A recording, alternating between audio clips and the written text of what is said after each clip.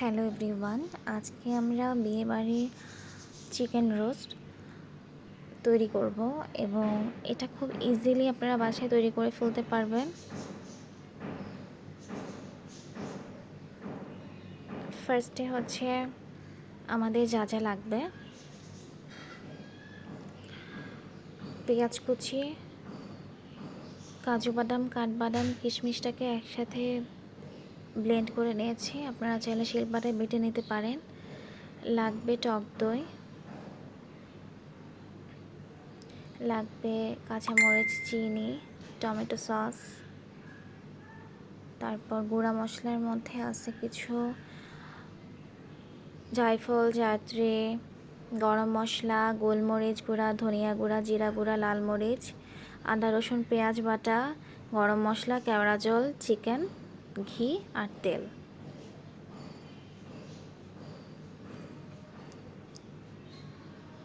ফার্স্টে একটা কড়াইতে আমি বেরেস্তার জন্য তেল নিয়ে নিলাম। পেঁয়াজ কুচিগুলো দিয়ে দিলাম, বেরেস্তা করে নিব। আপনারা যখন পেঁয়াজ কুচিটা দিবেন তেলে বেরেস্তার জন্য, সেই সময় কিছু পরিমাণ অল্প একটু 1 চা চামচ পরিমাণ চিনি দিয়ে দিবেন, এতে বেরেস্তার কালারটা খুব সুন্দর আসে।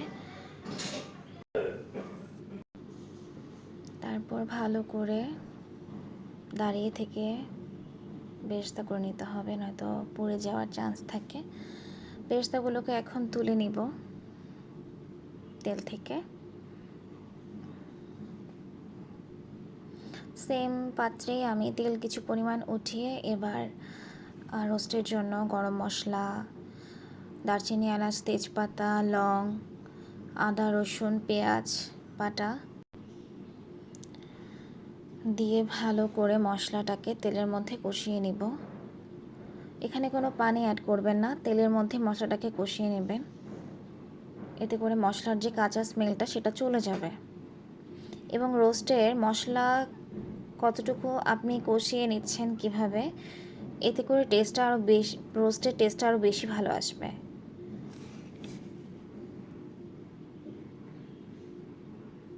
আমার বাটা মশলাটা কষানো হয়ে গেছে, এখন গুঁড়ো মশলাগুলো অ্যাড করে দিব।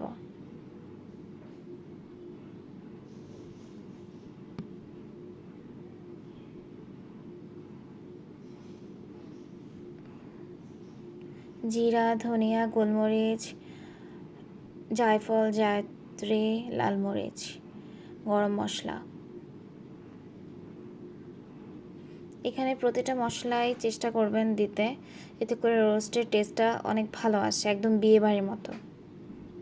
এবার একটু সামান্য পরিমাণ পানি দিয়ে গুঁড়া মশলাটাকে ভালো করে কষিয়ে নিব। এক্ষেত্রে পানি না দিলে মশলাটা পুড়ে যাবে। একটু পানি দিয়ে মশলাটাকে ভালো করে কষিয়ে নেব। এবং আপনারা চেষ্টা করবেন রোস্টটা সবসময় ছড়ানো পাত্রে রান্না করার জন্য।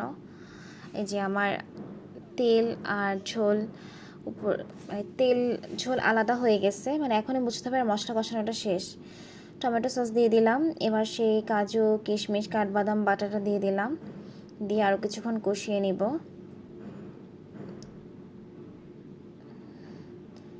এটা দিয়ে খুব বেশি কষাতে হবে না, অল্প কয়েক সেকেন্ড কষিয়ে নিলেই হবে।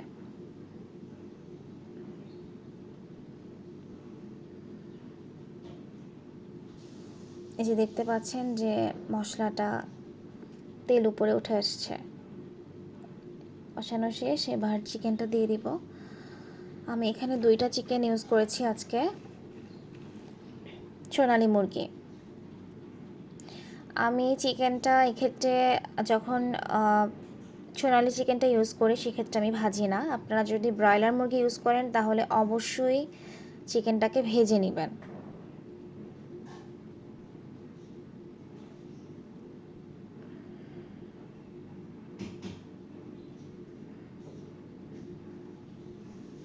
চিকেনটাকে দিয়ে এবার ভালোভাবে চিকেনটাকে কষিয়ে নিব, চিকেনের গায়ে পানিটা না ছাড়া পর্যন্ত।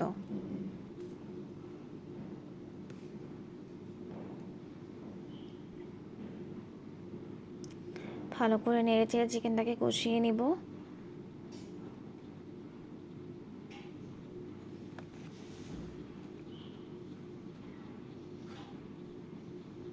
এই যে চিকেনের গায়ে পানি ছেড়ে দিয়েছে।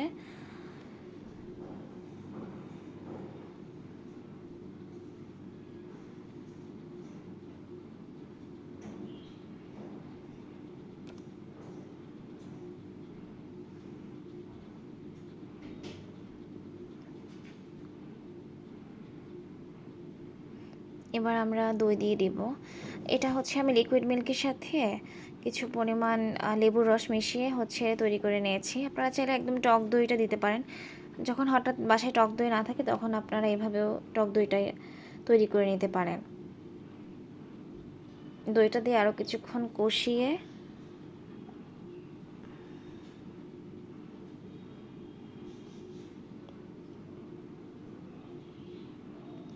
চিকেনটা সিদ্ধ হওয়ার জন্য আমি এখানে কিছু পরিমাণ পানি এবং সাথে দুধ ইউজ করেছি। আপনারা চাইলে পুরোটা দুধ দিয়েও করতে পারেন।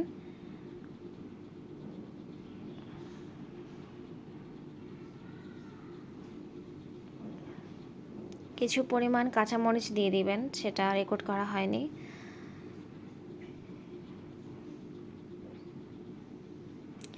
তো আমার অলমোস্ট পানিটা টেনে আসছে চিকেনের। এই যে তেল যখন উপরে উঠে আসবে তখনই বুঝবেন যে আমাদের রোস্টটা অলমোস্ট হয়ে আসছে।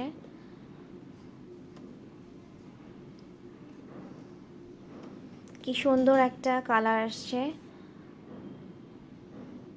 এবং খেতেও খুবই ভালো হবে, একদম বিয়েবাড়ির চিকেন রোস্টের মতো।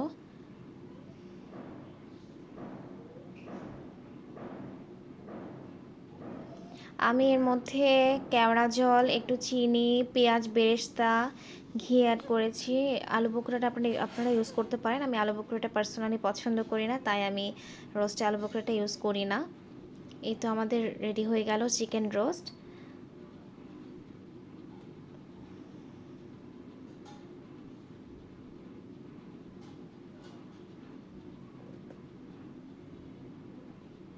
প্লেন পোলাও, খিচুড়ি সাথেও আপনারা এটা খেতে পারেন, খুবই মজা লাগে।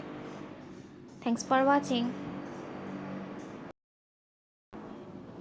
আমি আজকে প্লেন পোলাওর সাথে চিকেন রোস্টটা সার্ভ করেছি।